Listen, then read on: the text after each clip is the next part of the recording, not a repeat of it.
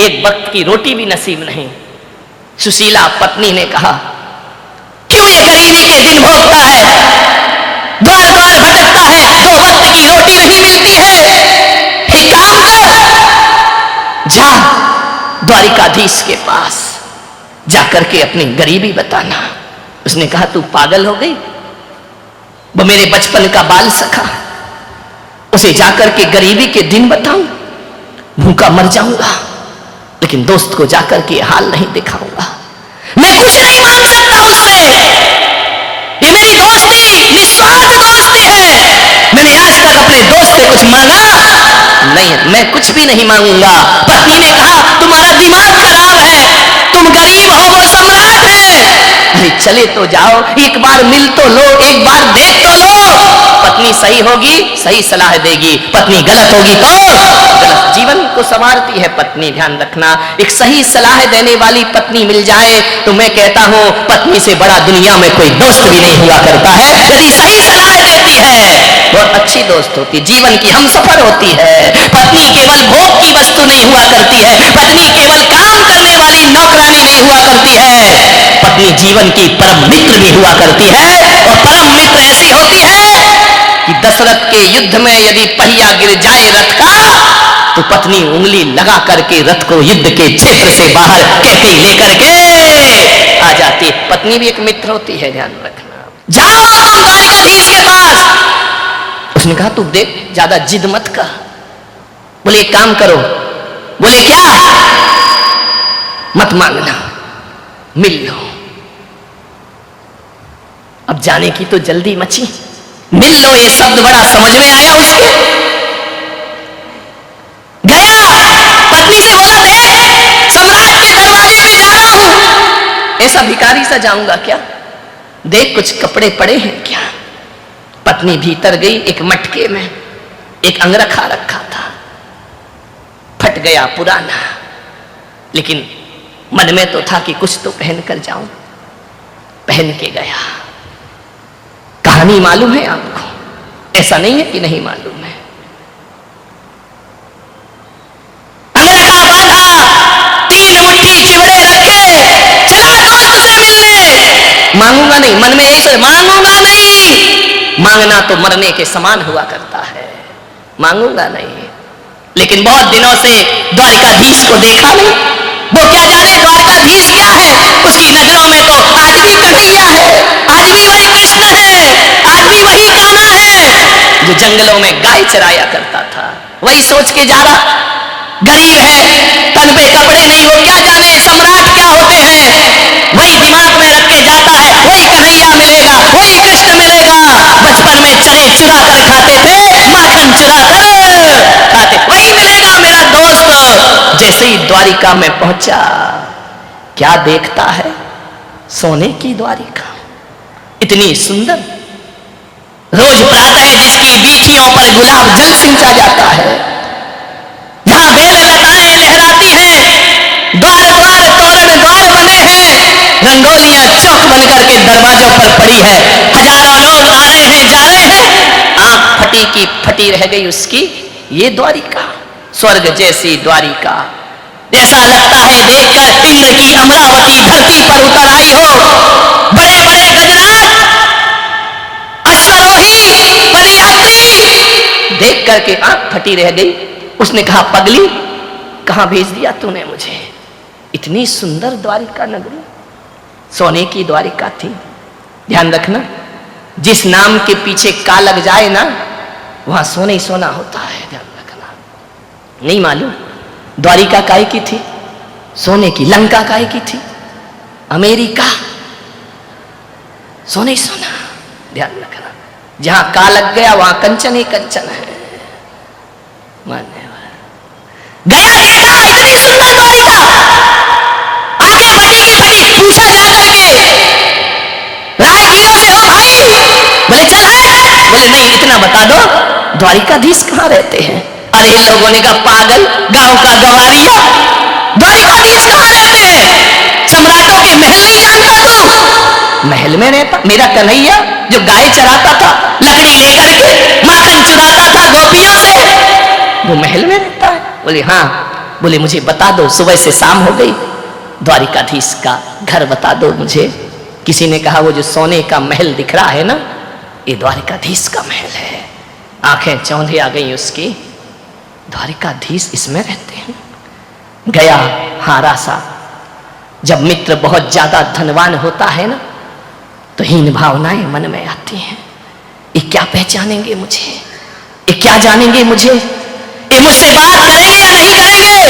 द्वारिकाधीश का महल, द्वार पे गया, भैया द्वारिकाधीश से मिलाओ। लोगों ने चला कहां द्वारिकाधीश, पागल है क्या, शकल देख अपनी औकात है, फटे पुराने चीथड़े पहना है। वो कह रहा द्वारिकाधीश से मिला दो, मेरा बाल सखा है। बोले पागल हो गया, पागल खाने में डालो इसको। द्वारिकाधीश और इसके मित्र, ये फटे हाल कंगाल भिखारी, पागल हो गया है। कृष्ण महल में थे, द्वारिकाधीश भोजन को बैठ रहे थे।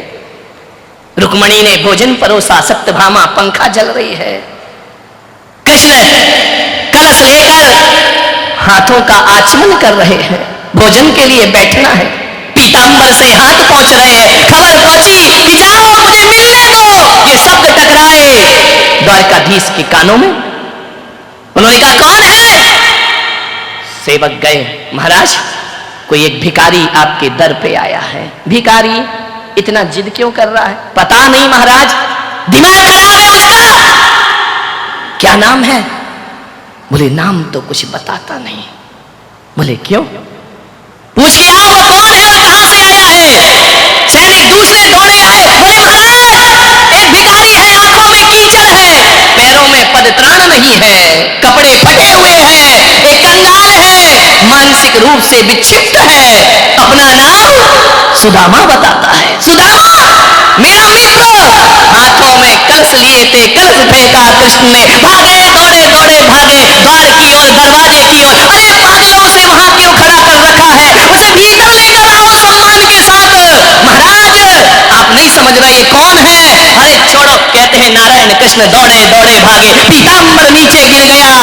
जाके देखा सुदामा खड़ा है।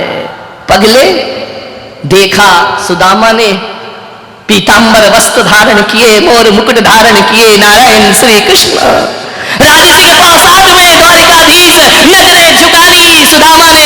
कृष्ण ने कहा मित्र तुम यहाँ कैसे खड़े, क्या हाल बना रखा है तूने।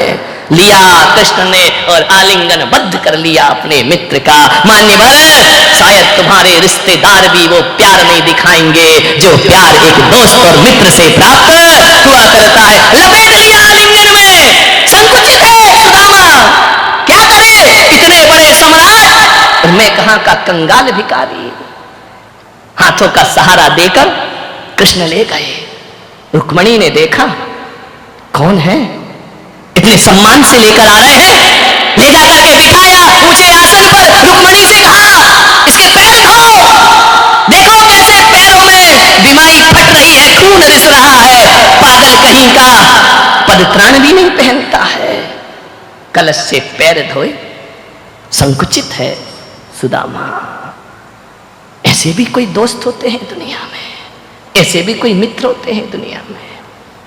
पैरों को अपने दुपट्टे से पोंछ रहे नारायण कृष्ण, आंखों से आंसू गिरा रहे। पगले ये क्या हाल तेरा है, ये क्या परिस्थिति बना ली तूने। चल स्नान कर। स्नान कराया, गुलाब की पंखुड़ियों के जल से स्नान कराया, सुगंधित लेप लगाए। ये कैसा दीनहीन जीता है तू, मेरा मित्र होकर। कुछ नहीं बोला अभी तक सुदामा, एक शब्द भी नहीं बोला। प्रेम जहां मुखर होता है ना, तो शब्द मौन हो जाया करते हैं। कुछ नहीं बोल रहा। तू इतना लजाया सा क्यों है, तू इतना संकुचित क्यों है पागल।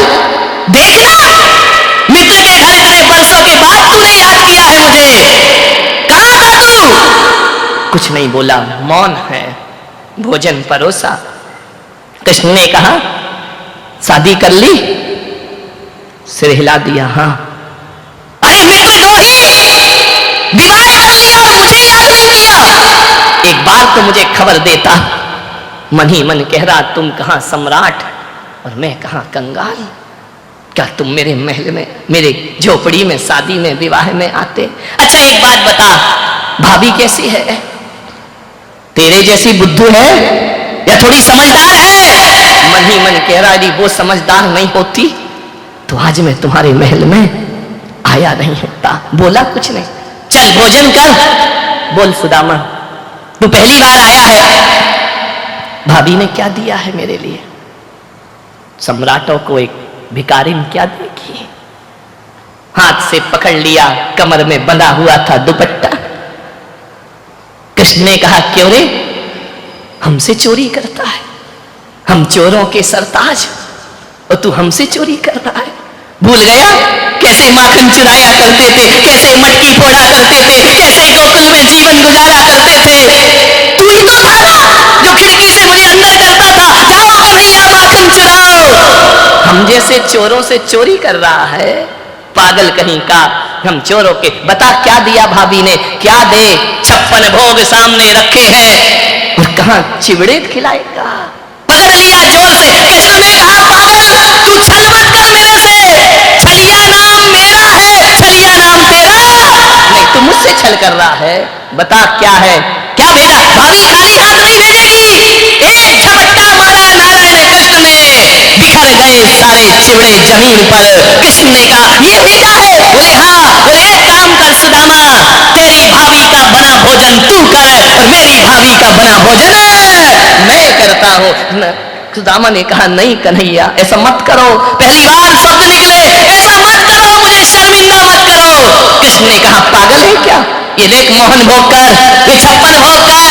जमीन पर गिरे हुए चिवड़े नारायण कृष्ण ने उठाए, एक मुट्ठी खाई, आनंद आ गया, प्रेम बरस गया। दूसरी मुट्ठी खाई और भी आह्लादित हो गए कृष्ण। तीसरी मुट्ठी खाने लगे, रुक्मणी ने हाथ पकड़ लिया, ठहरो, सब कुछ आप ही ले लोगे तो हमारा क्या होगा?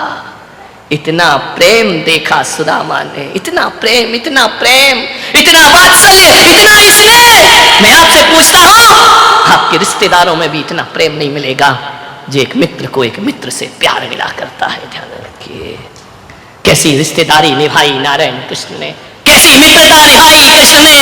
रुक्मणी ने हाथ पकड़ लिया, ठहरो ना, सब इसे ही ले लोगे तो हमारा क्या होगा? सुदामा ने कहा कि मुझे दे कहां रहे हैं, ये तो जो 3 मुट्ठी चिवड़े लाए वो भी। रुक्मणी ने कहा, नहीं प्रभु हमारा भी ध्यान रखो।